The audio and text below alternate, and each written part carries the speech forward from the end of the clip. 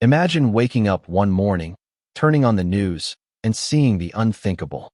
Borders between the United States and Canada closed. Not just restricted, not just tightened, closed.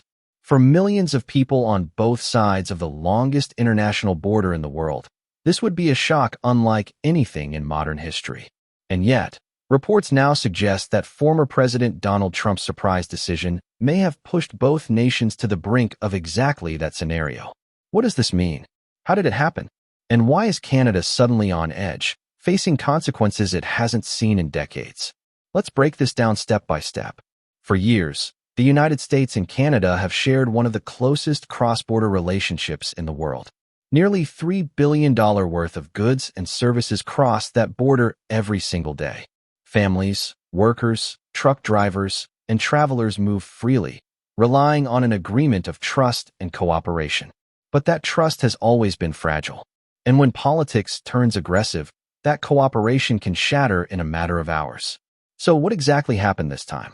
According to insider reports, Donald Trump, who has long criticized trade deals and accused Canada of taking advantage of the United States, made a shocking announcement. He reportedly approved an executive order that would temporarily suspend cross-border trade and travel.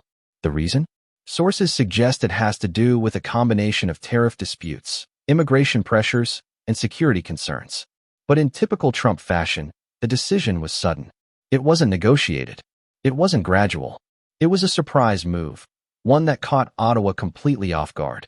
For Canada, the impact is immediate. Factories in Ontario that depend on American parts could grind to a halt. Truck drivers who make daily trips across the Detroit-Windsor Bridge would be stranded. Families with relatives across the border would be cut off in an instant. And for seniors and retirees who depend on cross-border travel for cheaper medication or essential services, the effects could be devastating. Think about this. The U.S. and Canada share the world's longest undefended border. For centuries, it's been open, peaceful, and dependable. Closing it doesn't just affect trade. It shakes the very foundation of North America's stability. And that's why Canada is on edge right now. Because once a border closes, reopening it is never as simple as it sounds. Canadian leaders are scrambling. Prime Minister Justin Trudeau, already facing criticism for economic struggles at home, is now being forced into emergency talks. But sources suggest Trump's decision was designed to pressure Canada into making concessions on energy exports, on tariffs, and on defense spending. Could this be part of a larger strategy? A calculated move to remind Canada who really holds the leverage in North America? Let's not forget, the U.S. is Canada's biggest trading partner by far. Over 75% of Canadian exports go south of the border. If that border shuts down, Canada's economy faces a blow it simply cannot afford. And this is where the danger lies. Because the longer the closure lasts, the more panic sets in. Businesses collapse. Jobs vanish. Markets crash. But here's the question everyone is asking. Is this permanent? Or is this just Trump playing hardball? History gives us some clues. During his first presidency, Trump often used tariffs, threats, and sudden announcements to push nations into renegotiating deals. It worked with China. It worked with Mexico. Now, it seems Canada is his next target. Meanwhile, ordinary people are the ones paying the price. Imagine a single mother in Vancouver who can't get the medical supplies she orders from Washington State. Or a factory worker in Detroit whose plant shuts down because Canadian aluminum is stuck at the border.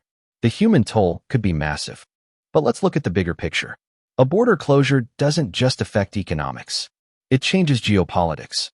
For decades, Canada has relied on being America's closest ally, a partner that Washington could trust. But Trump's decision may signal a shift, that even allies aren't safe from his America First policies. If that's the case, then Canada may have no choice but to pivot, strengthening ties with Europe, Asia, and other partners. But that takes time. And in the short term, Canada is cornered. Some experts are even warning this could become a national security issue. With border crossings suspended, tensions could rise in communities near the border. Protests could erupt. Truckers, unions, and workers may take to the streets, demanding answers. And if panic spreads, the situation could spiral into something neither nation is prepared for. The most chilling part? No one knows how long this could last. If Trump sticks to his decision, the border closure could extend for weeks, maybe even months. That would cripple supply chains, raise prices, and push both economies into chaos. But here's where the suspense deepens. Many political analysts are suggesting that this move might not be an accident at all, but a carefully calculated step. Trump has long been known for using sudden shocks and bold gestures to gain the upper hand in negotiations. A border shutdown, no matter how chaotic it seems, might actually serve as his strongest bargaining chip yet. Some insiders believe that Trump's real intention is to push Canada into a corner where it cannot escape. By creating a crisis of this scale, one that disrupts trade, travel, and daily life, he forces Ottawa to come to the table under extreme pressure. In this scenario, Canada would be negotiating not from a position of strength, but from a position of desperation. This strategy, if true, mirrors Trump's past tactics with other nations. He imposed tariffs on China until they conceded to trade talks, and he threatened Mexico with economic penalties until they tightened border security. The pattern is clear. Escalate tensions to the breaking point, then demand concessions. Now, many wonder if Canada has become his next target. The danger, however, is that such a move doesn't just pressure governments, it impacts ordinary citizens. Canadian families could face rising prices, workers could lose their jobs, and businesses could collapse.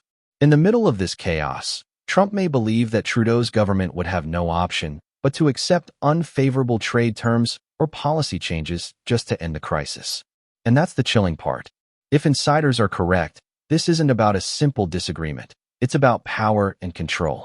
Trump may be using Canada's economic vulnerability as leverage in the most aggressive way possible, proving once again that in his style of politics, nothing is off the table if it means achieving his goals.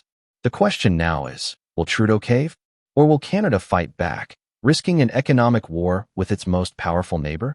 As this drama unfolds, one thing is clear. Canada is on edge. Its people are anxious. Its government is scrambling. And its future relationship with the United States hangs by a thread.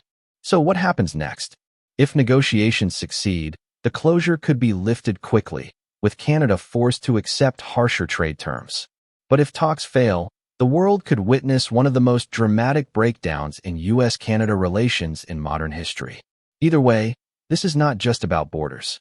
It's about power. It's about who controls the future of North America. And right now, all eyes are on Donald Trump. Stay tuned, because this story is only beginning, and the outcome could change everything, for Canada, for America, and for every family caught in the middle. Warning disclaimer. This script is based on speculative analysis of a surprise decision scenario and should not be taken as officially confirmed news.